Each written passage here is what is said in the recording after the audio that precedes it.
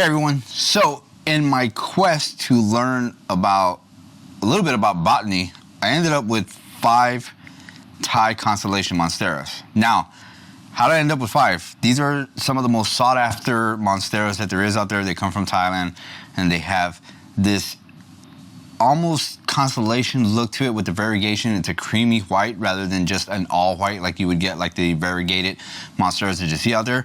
But I ended up with 5 of them. How did I end up with 5 of them? Well, making friends basically. I was looking around some of the pages here because, as you know, me and Angie have gotten the green room set up, and you can see we have quite a bit of houseplants, and it's something that we've always enjoyed doing. It's something that we've always loved having in the house. And so in our quest to get more plants, I was like, well, you know what, let's try getting some other plants. And I ran into a person who I call a friend now on Facebook around the neighborhood here, and it had to do with some tissue cultures, which is odd because I saw some tissue culture videos a couple days before that, and they got me interested in you know, trying to do some tissue culture. But I think it's maybe later future we'll try something like that. But I found a gentleman who sold some tissue culture Thai Monsteras, and here we are today. And I've grown these from tissue culture. As you can see, they're growing quite nicely. Now, I didn't do a video on this because this is something that I just started. But basically what I did use here is some Fluval, which is, so I've done aquarium stuff before, and it's aquarium gravel basically. It's to help plants in an aquarium grow, and then I used some perlite in here to basically let them grow out a little bit more, and they did just fine. They did great. None of them have died off, but there is one thing that I keep hearing about Thai Constellations is root rot. Root rot is a big thing when it comes to the Thai Constellation, not unlike the all green Monsteras where they can do just fine in soil. Thai Constellations don't do well with a lot of water, and I will show you right now what I mean by that. Now, this is a complete rookie mistake. I replanted this one. It's one of these here that I did from tissue culture, or that we got from tissue culture. The mistake that I made was when I watered it, I left the draining dish under it way too long because I got sidetracked. I went to go do something else and forgot to remove it. Normally we water our plants, we use dishes on the bottom, and when it's completely drained, we grab that pan and just toss out the water. Well, my mistake was that I didn't come back and drain the water.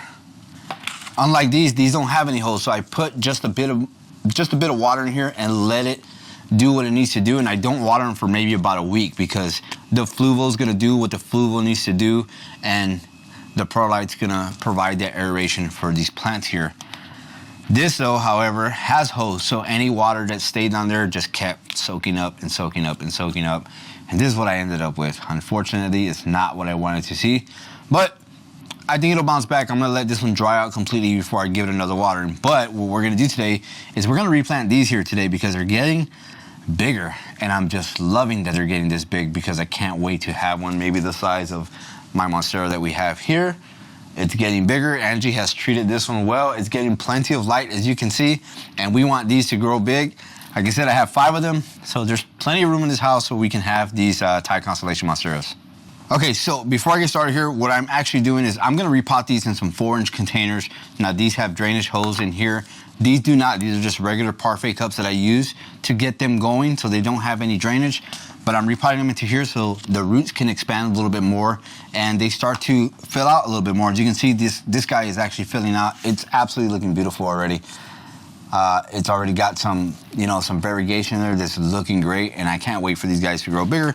But what I'm gonna use for these right here is I'm gonna use Espoma's Organic Orchid Mix. Now, this is typically for orchids and bromeliads, but it's also for epiphytes, and an epiphyte is basically an aroid, and so that's what we're gonna plant our Monsteras in because aroids, what they do, and epiphytes, what they do is they shoot out these roots. Now, these roots are not parasitic.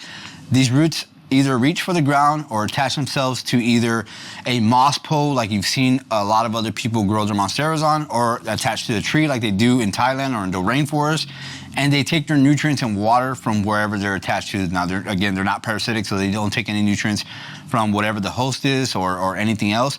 So that's basically why I'm gonna use this orchid mix. It's very chunky as well, and it drains out really, really well, and it provides a lot of aeration. You can't see it too well here, but when I say aeration, it provides a lot of air for the humidity in there to maintain itself while not providing too much water to the roots. Again, I let this one sit in water, so probably a bad, a bad demonstration right there, but I'm gonna go ahead and replant it here, and we're gonna water them real quick. And I don't know, maybe we'll do a future video on how they're growing and maybe up potting them later, 6 months, maybe a year from now, and see what they're doing and how they're doing. All right, so the first thing I'm gonna do with these right here is I'm gonna go ahead and just pour out the soil in there so I can expose the roots real quick. Now, I don't wanna bother them too much. They're very, very young plants, and I don't wanna put them under too much stress. But I'll show some pictures on here of what they actually look like when I first got them, and I can tell you already they didn't have this much root at all. So this guy is putting on quite a bit of root, and I have a cup of water here so I can just dip it in there and kind of expose the roots there.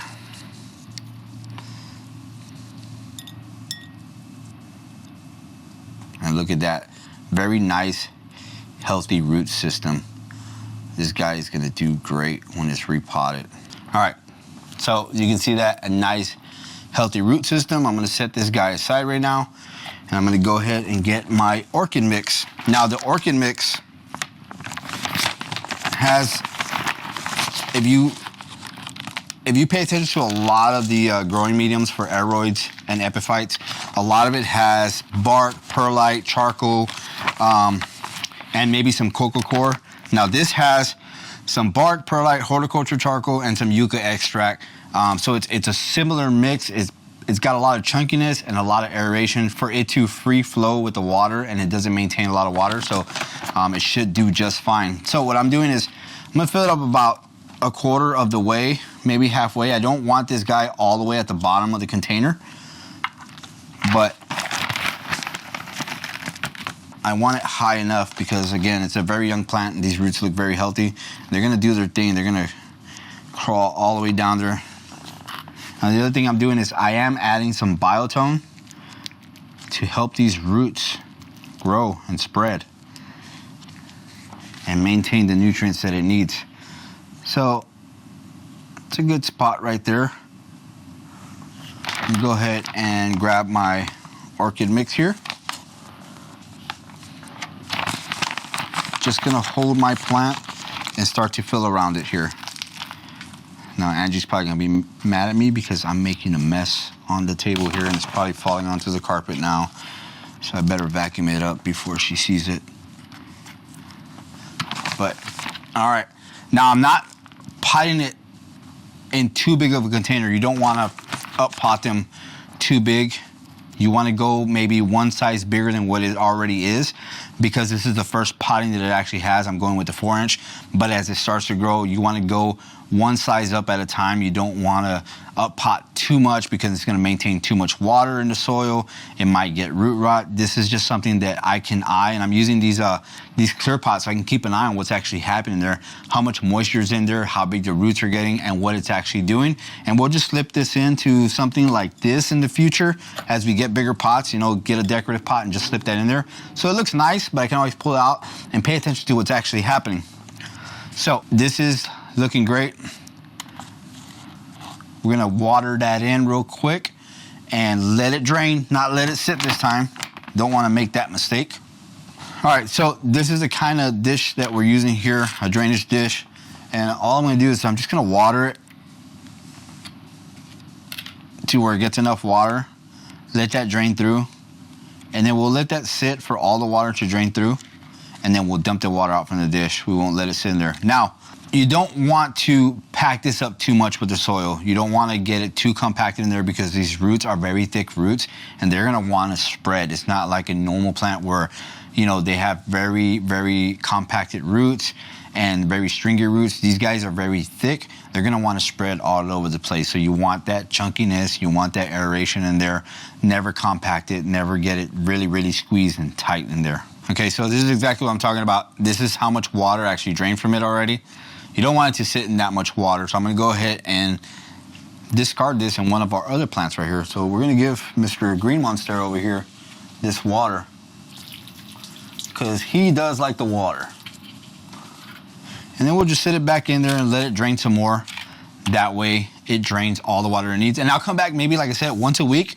Just keep it on it. They were doing fine once a week when they were just in these containers right here. They do absolutely great. Now, let's see. Let's maybe do one more, because I do want to show you one here that has quite a bit more roots. And I'll show you exactly what I'm talking about when I say these guys have some very thick roots and they want to go places. So look at that. Very healthy root system.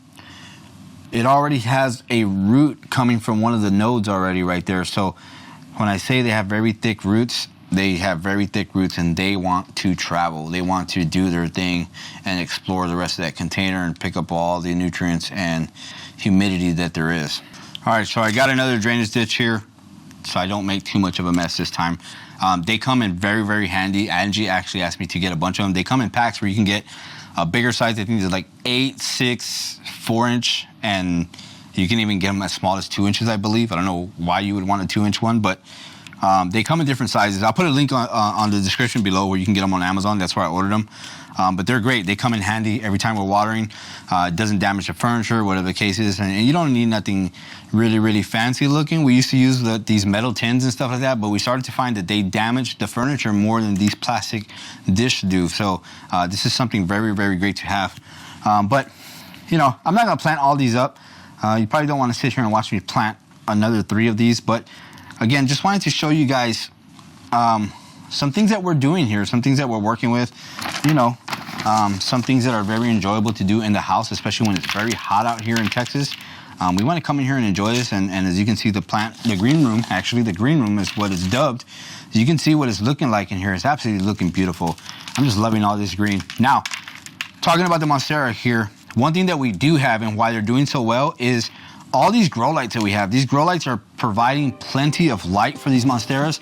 Now, Monsteras such as the Thai Constellation and variegated Monsteras are going to require a bit more light than a regular green Monstera, and the reason for that is because the white is where there is no chlorophyll in these plants, so they're lacking the chlorophyll to take in sunlight and basically create energy for themselves. So they're going to need a little bit more light.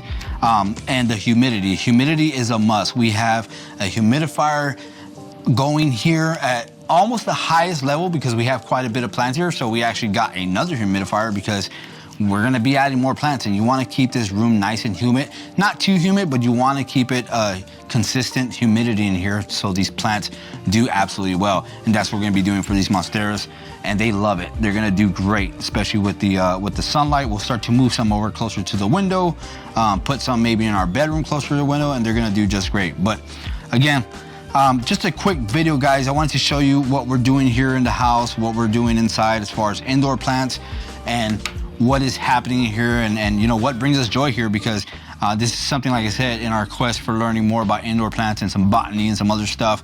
You know, we came across this stuff, and this is something that we're absolutely enjoying doing and enjoying with the family, because everybody loves coming in here and taking a look at how the plants are doing this day or that day, and it's just all around enjoyable. I hope you enjoyed this video. I hope you learned something from it. If you have any questions or comments, or you know a little bit more about these Thai Constellations or what I'm actually doing here, don't be afraid to leave it in the comments down below. I'm learning, you're learning, we're all learning, and it's just fun to do all this stuff. So like, share, subscribe. We'll see you guys in the next video. Bye.